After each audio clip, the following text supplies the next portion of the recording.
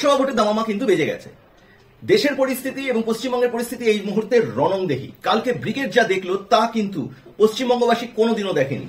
না আমরা কোনোদিনও ওই রকম লেভেলের র্যাম্প দেখেছি ব্রিগেডে, এবং এটা হতে পারে সেটাও আমরা কোনোদিনও কল্পনাও করতে পারিনি। এবং প্রথমবার টিএমসি এরকম জনগর্জন সভা বলুন বা ব্রিগেড থেকে তাদের প্রার্থী লিস্ট 42টি আসনে তারা প্রার্থী দিচ্ছে সেটা কিন্তু ঘোষণা করে দিল। দুটো বার্তা দিল, কে কোথা থেকে কি দাঁড়াবেন সেই ব্যাপার তো রয়েছেই, এর সাথেও পুরোপুরি চোখে আঙ্গুল দিয়ে দেখিয়ে দিল কংগ্রেস তুমি পারছো না, পেরো না, আমরা একাই লড়তে পারি।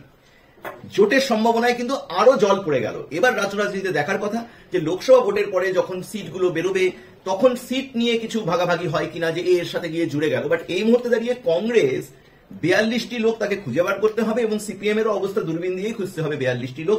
আপাতত আমরা এই চ্যানেলে যখন বিজেপি তার লিস্ট বার করেছিল সেটা নিয়েও আলোচনা করেছিলাম, এবং আজকে আলোচনা হবে এক্সক্লুসিভলি টিএমসি চমক এবং টিএমসির কে কোথা থেকে দাঁড়াচ্ছে সেই পুরো ডিসকাশন নিয়েও আমার দর্শকদের বলবো আপনারা কমেন্ট বক্সে কমেন্ট করতে ভুলবেন না। কিন্তু আপনার কি মনে হচ্ছে কোন সিটে কে দাঁড়াচ্ছে এবং সে জিতবে কি হারবে সেটা কিন্তু জানাতে ভুলবেন না। কেউ আপনাকে জাজ করবে না, নির্দ্বিধায় এই কমেন্ট বক্সে জানাবেন। শুরু করছি আজকের ভিডিওটি। প্রথম কথা, জয়রাম রমেশ এবং কংগ্রেসের অবস্থা কিন্তু খুবই খারাপ, কারণ পশ্চিমবঙ্গে তাদের জোট হচ্ছে না। তারা প্রচুর অপশন রেখেছিল যে হ্যাঁ জোট করো জোট করো জোট করো, বাট দিদি এক্ষেত্রে কিন্তু জোট ছাড়াই বার্তাটা দিয়ে দিল আমি একাই লড়তে পারি। ঠিক যেরকম ভাবে আম আদমি পার্টি অরবিন্দ কেজরিওয়াল এই সময় রণংদেহী মূর্তি, ঠিক এই সময় কিন্তু ভারতবর্ষের রাজনীতির ওয়ান অফ দ্য বিগেস্ট মুখ কিন্তু আমাদের মাননীয় মুখ্যমন্ত্রী। তিনিও জানেন যে এখান থেকে করে ভারতবর্ষের প্রধানমন্ত্রী হওয়া কিন্তু সম্ভব নয়। 42টি মাত্র সিট রয়েছে পশ্চিমবঙ্গের নিরিখে, যেখানে লোকসভায় বিজেপি দাবি করছে তারা 370-এর বেশি পাবে, কেউ কেউ বলছে ইসবার 400 পার। সেখানে আগের বছরের সংখ্যাটি ছিল 28টা। এবার দেখা যাক কোন জায়গায় গিয়ে দাঁড়ায়। এই কোন জায়গায় গিয়ে দাঁড়ায় সেই আলোচনায় কিন্তু আমরা এবার এই চ্যানেলের মাধ্যমে করতে চাইছি। আমি একে একে আপনার স্ক্রিনের সামনে পুরো লিস্টটা চলে আসবে, আপনি দেখতেই পাবেন আপনার পছন্দের মানুষ সেখান থেকে দাঁড়িয়েছে কিনা। আরেকটি বিক্ষোভের কথা আগেই বলে রাখছি, অর্জুন সিং তিনি ভেবেছিলেন লাস্ট মিনিট পর্যন্ত তিনি সিটটা পেয়েই যাবেন। তিনি গেলেন ব্রিগেডে এবং তাকে বলে দেওয়া হলো যে না, তাকে সিট দেওয়া হচ্ছে না, সিট দেওয়া হচ্ছে পার্থ ভৌমিককে। তিনিও বিক্ষুব্ধ, কারণ বলতে পারেন আমাদের বা আপনি এইভাবে জিনিসটাকে দেখতে পারেন, উনিও কিন্তু সেই বিশ্বাসঘাতকতাটাই করেছিল। মনে আছে টিএমসি থেকে বিজেপি, বিজেপি থেকে আবার টিএমসি, সেই জায়গাটাই কিন্তু চোখে আঙুল দিয়ে দেখিয়ে দিল। পার্থ ভৌমিক বিধায়ক থেকে এমপি সিটের দিকে এগোচ্ছে।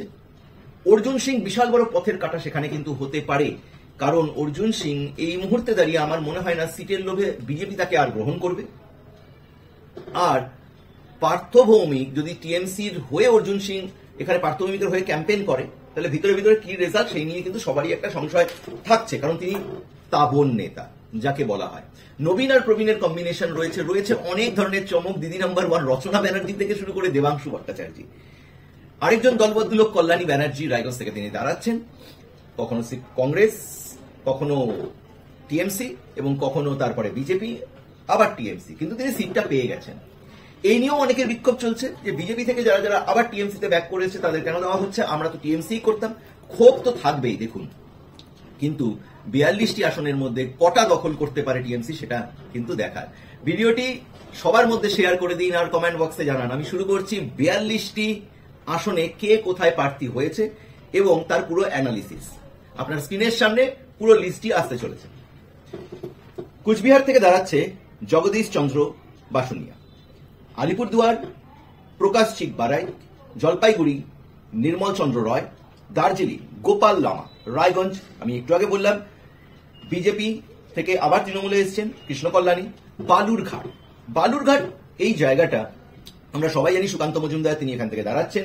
তার এগেস্ট থেকে দাঁড়াচ্ছেন গঙ্গারামপুরের বিধায়ক বিপ্লব মিত্র, বহুদিনের তৃণমূলের রাজনীতিবিদ বিপ্লব মিত্র দাঁড়াচ্ছেন এখান থেকে। মালদা উত্তর প্রসূন ব্যানার্জি, নামটার সাথে সবাই জানা।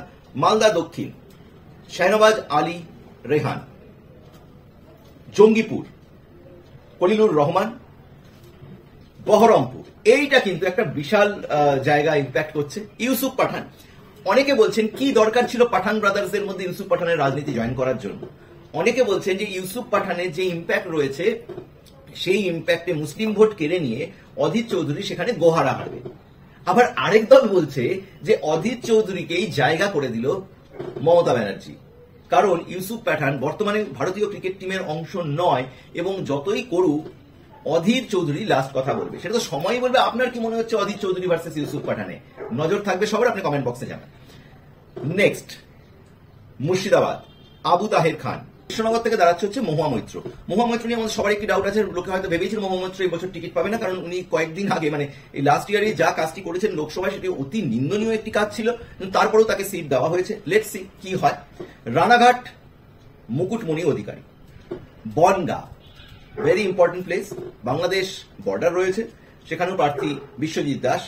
ব্যারাকপুর, অর্জুন সিং এর ক্ষোভের পরেও পার্থ ভৌমিক টিকে রাখতে পারবে কিনা, ধরে রাখতে পারবে কিনা সিটকে, সেই নিয়ে কিন্তু রাজনৈতিক মহলে কিন্তু একটা জল্পনা শুরু হয়ে গেছে, কারণ অর্জুন সিংকে নারাজ করে সেই জায়গাতে ক্ষমতা পাওয়া কিন্তু বিশাল টাফ, এবং যদি পেয়ে যায় তাহলে কিন্তু অর্জুন সিং অনেক দিনের জন্য কিন্তু তাকে একদম দাবিয়ে দেওয়া হবে।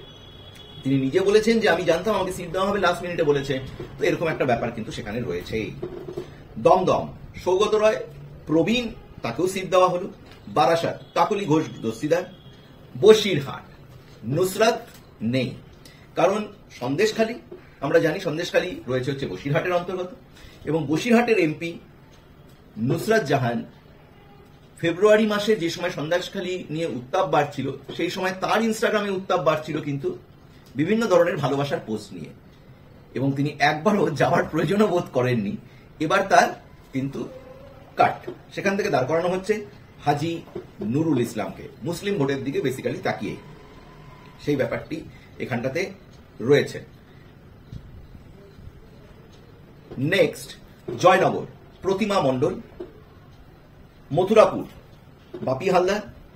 ডায়মন্ড হারবার, আমরা জানি আমাদের পশ্চিমবঙ্গের ভবিষ্যৎ প্রজন্মকে যিনি রিপ্রেজেন্ট করেন, অভিষেক ব্যানার্জি, মুখ্যমন্ত্রীর ভাইপো, তিনি দাঁড়াচ্ছেন ডায়মন্ড হারবার। ঠিক তারপরেই দাঁড়াচ্ছে কিন্তু সায়নী ঘোষ, ভেরি ইম্পর্টেন্ট। মিমি চক্রবর্তী এই মুহূর্তে রাজনীতি থেকে দূরে, হয়তো এরা ভাবছিল যে মিমিকে সিট দেওয়া যেতে পারে, কিন্তু সেখানে বাজি মেরে দিল সায়নী ঘোষ, এবং আমার গাটস ফিলিং বলছে, আপনারা কমেন্টসে জানাবেন, যে যাদবপুর লোকসভা কেন্দ্র থেকে সায়নী ঘোষ জিতবে। কারণ যাদবপুর লোকসভা শুধু তো যাদবপুর জায়গাটা ধরে নয়, সেটা বিস্তীর্ণ জায়গা রয়েছে, অনেকটা এরিয়া জুড়ে যাদবপুর লোকসভা কেন্দ্র, সেখানে সায়নী ঘোষের জেতার চান্স কিন্তু আমি বলে দিলাম 90% মতন আমার ক্যালকুলেশনে এগিয়ে থাকছে সায়নী। এবং সায়নী দীর্ঘদিন ধরে রাজনীতিও করছে, তার সাথে বিভিন্ন মহলে তার ওঠা বসা, তো সেই জায়গা থেকে দক্ষ প্রশাসক পাবে যাদবপুর, এ বিষয়ে কোনো সন্দেহ নয়। অ্যাটলিস্ট মিমি চক্রবর্তীর চেয়ে বেটার হবে। নেক্সট, কলকাতা উত্তর, সুদীপ বন্দ্যোপাধ্যায়, যার জন্য তাপসবাবু অলরেডি ছেড়ে দিল দল, কুণাল ঘোষ বিক্ষোভে করলো, তারপরেও দিদি রাস্তা সুদীপ বন্দ্যোপাধ্যায়তেই কলকাতা উত্তর। এই সিটটি কিন্তু টাফেস্ট হবে, কারণ পার্টির ভেতরেও কিন্তু এই সিটটিকে নিয়ে বিভিন্ন ধরনের জল্পনা ছিল, এবং এটিকে হারানোর কিন্তু একটা চেষ্টা চলবে। নেক্সট, হাওড়া, প্রসূন ব্যানার্জি। উলুবেরিয়া, সাজাদ আহমেদ। শ্রীরামপুর, কল্যাণ ব্যানার্জি, সবাই জানি আমরা। হুগলি, ভেরি ইম্পর্টেন্ট, আমাদের দিদি নাম্বার 1 রচনা ব্যানার্জি। রচনা ব্যানার্জির সিট পাওয়াটা, স্টোরিটা একটু এরকম যে বলা হয় কার্তিক বন্দ্যোপাধ্যায় তাকে নবান্নতে নিয়ে গেছিল, এবং প্রথমে কথা ছিল তাকে তমলুক বা কাঁথি সিট দেওয়া হবে, কিন্তু তমলুক বা কাঁথি এই দুটোই কিন্তু মোটামুটি বলা যেতে পারে শুভেন্দু অধিকারী ঘেঁষা একটা প্রভিন্স, তো সেই জন্যই সেটা না করে তাকে হুগলি দাঁড় করা হলো এগেইনস্ট লকেট চ্যাটার্জি। মানে হুগলির লড়াইটা কিন্তু film star versus film star, বা TV star versus TV star, বা সেলিব্রিটি ভার্সেস সেলিব্রিটি। কিন্তু এই মুহূর্তে দাঁড়িয়ে রচনা ব্যানার্জির যে ইম্প্যাক্ট, জনগণের সাথে যে কানেকশন থ্রু দিদি নাম্বার 1, সেক্ষেত্রে কিন্তু লকেট চ্যাটার্জি হতে পারে তাঁবুরের রাজনীতিবিদ এই মুহূর্তে দাঁড়িয়ে, বাট খুব একটা সহজ পথ হবে না। কারণ আমার মনে হয় রচনা ব্যানার্জি এই মুহূর্তে দাঁড়িয়ে যা তার ইম্প্যাক্ট দিদি নাম্বার 1-এ, যে কোনো লোকসভা সিট তাকে দিয়ে দাও, সে হয়তো থ্রু করতে পারত। তো দেখা যাক এখানে লড়াইটা কি হয়, কারণ একজন জাস্ট শব্দ রাজনীতিতে এসছে, আর আরেকজন পোড় খাওয়া রাজনীতিবিদ বহু বছর ধরে। দেখার থাকবে, কারণ দিদি নাম্বার 1-এ যেদিন মুখ্যমন্ত্রী মমতা বন্দ্যোপাধ্যায় গিয়েছিল, সেদিনই সবাই আইডিয়া করে নিয়েছিল এবছর সিট পাচ্ছে রচনা ব্যানার্জি। তো এটা দিদি গেছে, দিদিও একে সিট দিয়েছে। Platform exchange. Next, Arambagh, Mitali Bag. Tamluk থেকে লড়াইটি দেখার মতন হবে দেবাংশু ভট্টাচার্য। দেবাংশু নামে নতুন করে বলার কিছু নেই, পার্টির হয়ে বহুদিন ধরে কাজ করছে, এবং তৃণমূল যার এক আত্মা এক প্রাণ, সোশ্যাল মিডিয়াতে অ্যাক্টিভ, নতুন প্রজন্মের কাছে বেশ অ্যাপ্লিকেবল। সে লড়বে যদিও এখনো সেকেন্ড লিস্ট প্রকাশ করেনি বিজেপি, তাও ধরেই নেওয়া হচ্ছে, মানে এরকম জল্পনা হচ্ছে জাস্টিস, রিটায়ার্ড জাস্টিস অভিজিৎ গঙ্গোপাধ্যায়ের এগেন্স্টে। সেখানেও কিন্তু খুব একটা সহজ পথ হবে না, কারণ বেলটা কিন্তু অনেকটা বিজেপি ঘেঁষা।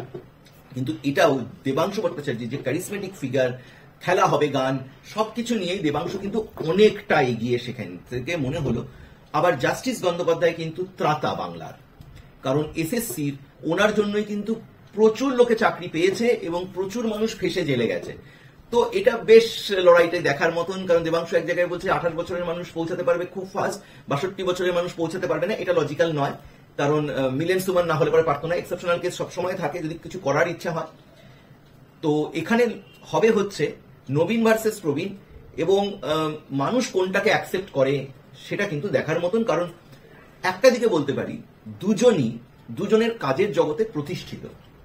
দেবাংশু একদম তৃণমূল মানে তৃণমূলই, এক ফোঁটাও বিপথে যাওয়ার কোনো ব্যাপার থাকে না, অনেকবার ক্ষোভ হয়েছে, অনেকবার পোস্ট করেছে, কিন্তু মানে dedicated to party. Justice Abhijit Gangopadhyay এক বর্ণময় চরিত্র, শিক্ষিত মানুষ, থিয়েটারে যাতায়াত ছিল এক সময়, WBCS এর পরে ওকালতি করে জাস্টিস, মানে ট্রানজিশন গুলো ভাবুন। তো দুজনই বলতে পারা যায় মাঠে কাজ করতে আসছেন, ময়দানে নামছেন কাজ করার জন্য। দেখার বিষয় কে জিতছে, কিন্তু একটা জিনিস বলতে পারি, তমলুকের মানুষ যেই জিতুক বেনিফিটেই থাকবে। কাঁথিতে উত্তম বারিক, ঘাটালের লড়াইটা হিরণ চ্যাটার্জি ভার্সেস দেব।